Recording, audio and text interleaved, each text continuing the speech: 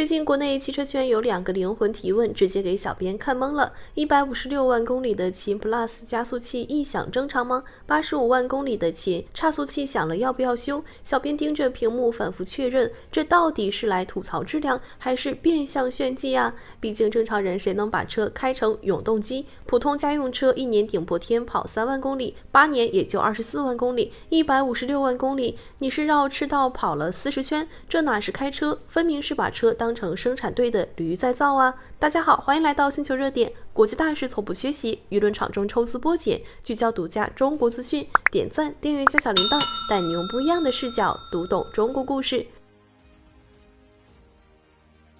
首先明確一點，156萬公里的這輛比亞迪的確是一輛網約車，但帖子一出來，還是讓不少網友坐不住了。先不說別的，150萬公里的網約車，按每公里2塊錢算，早掙300多萬了。這車不是印鈔機是什麼？當然，除了羨慕的，也有不少吐槽的，直言150萬公里炸了，我都得誇他想得有氣勢。說實話，這話說的一點毛病沒有。不過玩笑歸玩笑，這事兒恰恰戳中了比亞迪的核心口碑。能被網約車司機集體認準的車，皮實耐造，就差刻在車標上了。要知道，網約車圈可是汽車界的終極考場，自帶雙重測試 buff， 一是質量耐久測試，24小時2班倒連軸轉，比車企實驗室的耐久實驗很多了；二是性價比測試，司機靠時間掙錢，車壞1天就少1天收入，維修費貴一點都肉疼。早年網約車都是軒逸、卡羅拉的天下，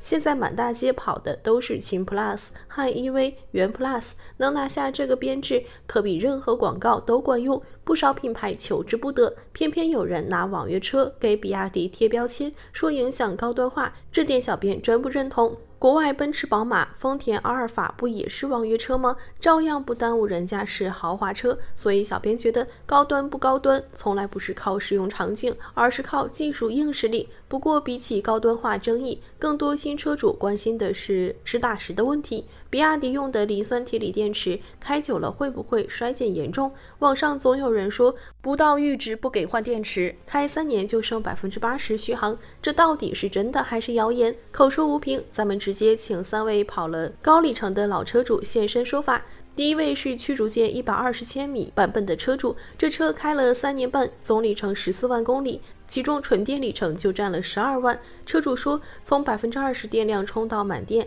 慢充還能充16.8度電，和新車狀態幾乎沒差，壓根兒感覺不到衰減。在他眼裡，這車就是純純的工具車，8年就交廢鐵，沒智駕，沒高級感，但除了這些全是優點，務實的讓人發笑。第二位更狠，是秦 Plus DMI 1200千米的網約車車主，總里程直接幹到26萬公里。這車是剛上市就買的，當時本地網約車要求車價12萬以上，特意選了120公里減配版。為了省錢，天天在家充電，生意好的時候1天2充快充。車主坦言，動力系統從沒掉過鏈子，就2個小毛病：油箱蓋自動打開，去 4S 店刷系統就好；空調偶爾有異響，響一下就沒，不影響開。他還曬了充電樁賬單，算下來電池還有18度電，春秋天能跑100多公里，主觀判斷完全沒衰減，放心造，沒問題。第3位是2018款唐 DM 車主，總里程8.5萬公里，其中純電跑了6萬公里，算下來至少600個充電循環。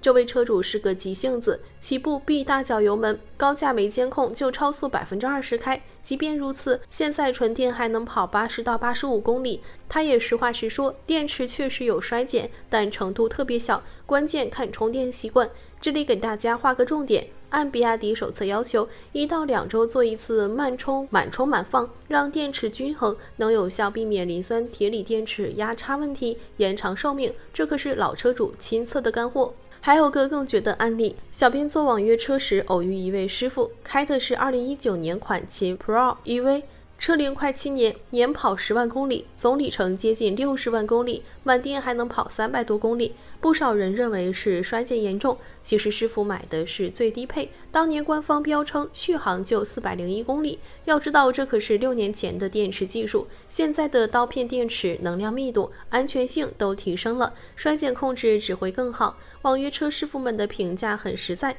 開着省錢，毛病少，能掙錢的車就是好車。這話可比自媒體測評真實多了。也難怪比亞迪最近搞了個新操作，成立了專門針對網約車、出租車市場的獨立品牌領匯汽車，首批上了4款車，都是秦 Plus EV、漢 EV 這些成熟車型的換標優化版，電池耐久直接拉滿，標稱支持60萬公里循環壽命，精準匹配營運需求。小編覺得這招太聰明了，既保留了網約車市場的口碑背書，又避免了刻板印象影響家用車品牌形象，兩全其美。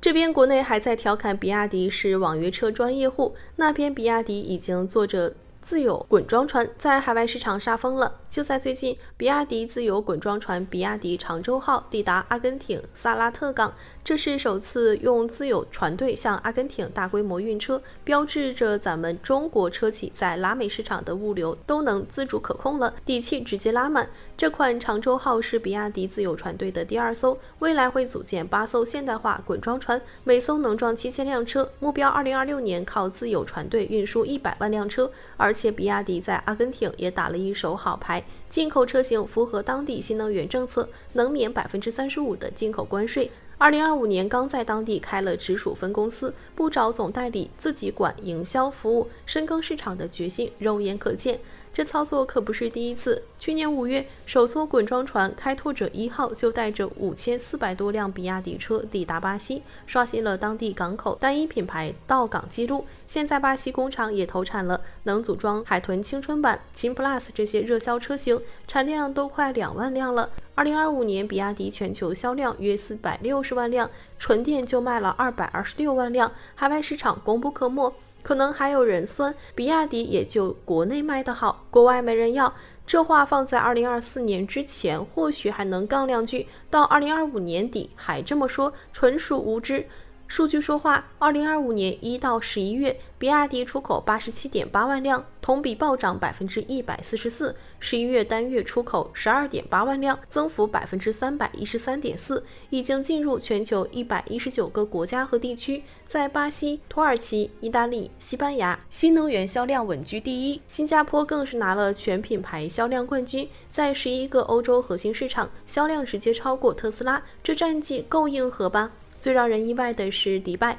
這個遍佈豪車的城市，比亞迪居然也爛大街了，走幾百米就能看到比亞迪漢，宋 Plus 也隨處可見，甚至連出租車都是比亞迪。截至2025年10月，比亞迪對阿聯酋累計出口27484輛，插混占比74%，剛好切合當地高溫長距離通勤的需求，月均銷量800到1000輛。更狠的是售價，在迪拜比亞迪直接翻倍賣，原 Plus 賣14.99萬迪拉姆，折合人民幣29萬多。2025款漢 EV Premium 版賣19.99萬迪拉姆，近40萬人民幣。2024款漢 EV 更貴，接近46萬，海豹賣30多萬，宋 Plus 賣23萬多，就連最便宜的2026款秦 Plus DMI 都賣7.49萬迪拉姆，國內是7.49萬人民幣，差了1倍。有意思的是，這款秦 Plus 在迪拜也當網約車，在機場跑滴滴，算是把網約車身份帶到了國際舞台。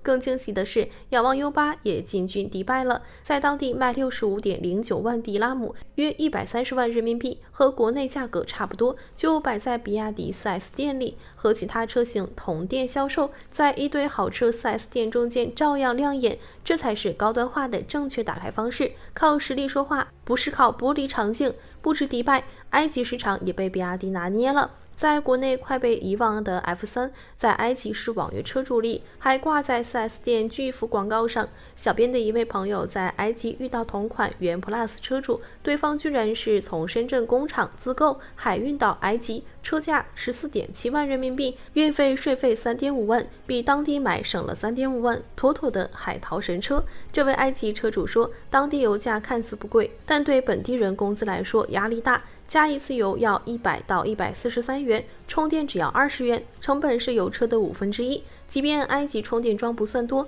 他開了4.4萬公里也沒半路斷電，甚至還敢用輔助駕駛。要知道，埃及路況混亂，劃線模糊，車輛亂變道，這足以證明比亞迪的穩定性。想起小時候，鄰居開輛進口車就覺得高不可攀，說打工一輩子都買不起。現在再看，比亞迪10來萬的車能遮風擋雨，皮實耐用，海外還能賣翻倍價格，成為豪車圈的新勢力。有人還在陰陽怪氣，開比亞迪沒面子，卻不知道咱們的國產車早已在全球市場揚眉吐氣。從156萬公里的網約車到迪拜街頭的高端車型，比亞迪用實力證明好車不怕造，口碑靠實測。所謂高端化，從來不是靠貼標籤，而是靠技術、靠耐用性、靠全球市場的認可。看着中國汽車從追趕到超越，這種自豪感真的太奇妙了。好了，今天的內容到這裡就結束了。如果你喜歡小編的影片，還請大家多多點讚轉發，讓更多的人一起見證中國進步。